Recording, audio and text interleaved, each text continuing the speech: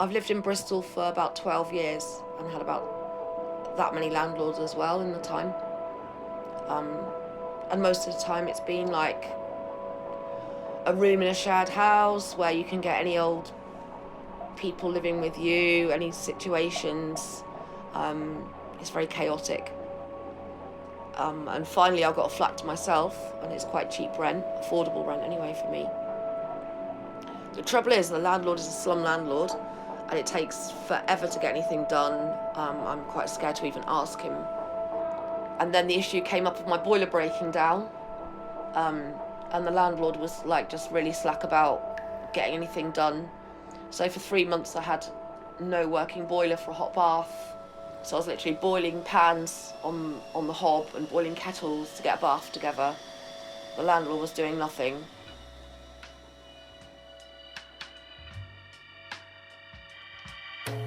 Bristol's a really interesting place where housing is concerned because it's very much it's a small city, but it's got a lot of frontline movements going on.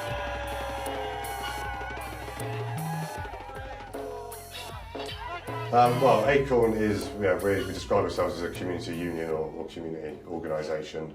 The way that we work is we pick a neighbourhood in a given city, and we knock on people's doors, surveying them, talking to them about the problems that they feel are the biggest issues facing themselves, their families, the local community.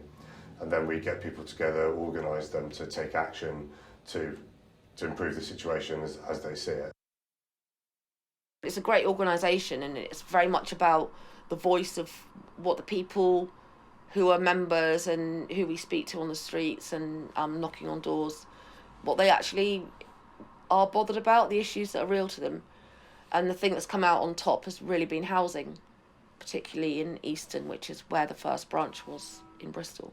Yeah, what we're doing is we're knocking on people's doors, trying to fill out information from people who rent their homes privately, from private landlords. Because what we're trying to do is find out information about landlords who are good and letting agents who are good, but also letting agents and landlords who are bad. And the reason for that is we've written an ethical lettings charter that sets certain standards for the private rented sector.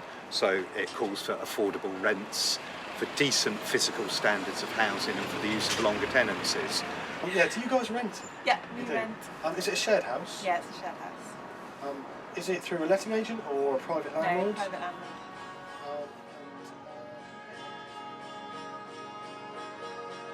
A lot of the situations are caused by really financial and social deprivation, and a lack of support from funding, central government funding and local funding, to do anything about it.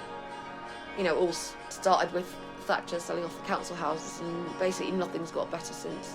Of those people who bought those houses, now a large proportion of those houses are now rented out by buy-to-let landlords. It's not even that the people who bought the house are living in it. It's just that now they've become rental properties in the private rental sector. When the council sold all those off, it didn't build any more.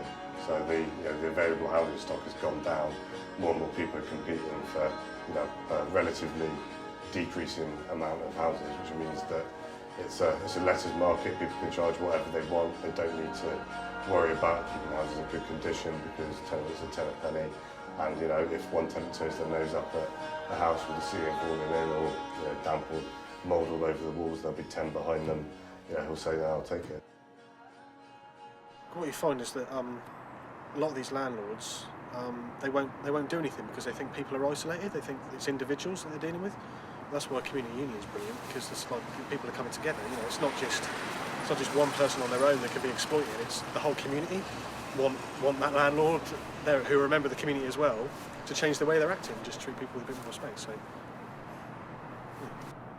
So you've got rental insecurity, people not knowing how long they're going to be able to stay in a home, landlords being able to get people out of houses with minimum notice, often with no notice, which is illegal.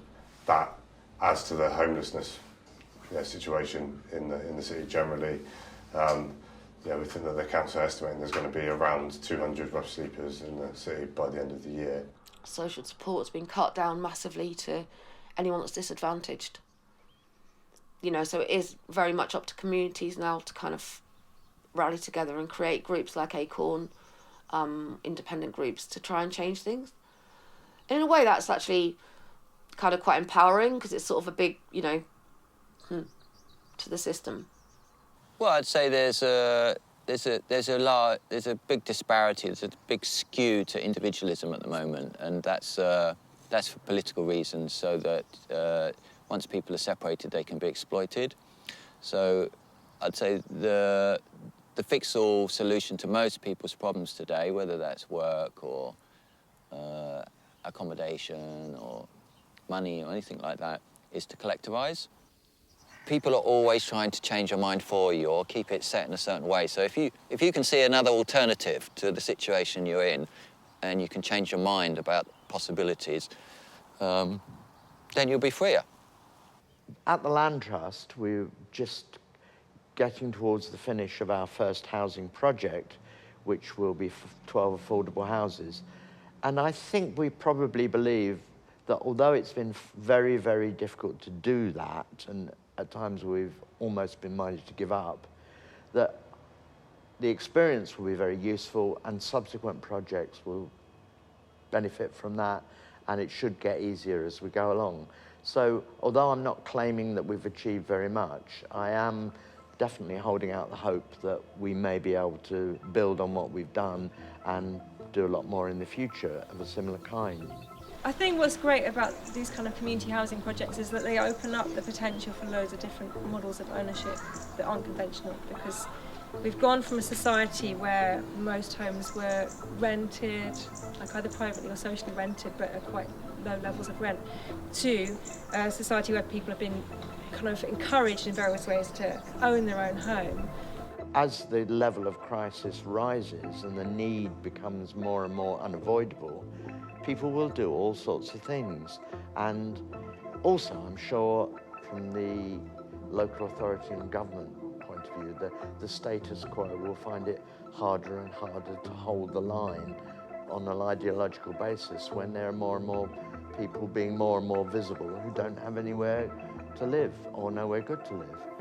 And so what can we do about it? Well, even what we did about it here was lots of people, because people do own their own homes here. We just started off by having our own conversations among neighbours and tried to see if we can find our own solutions to that, and that's still an ongoing conversation.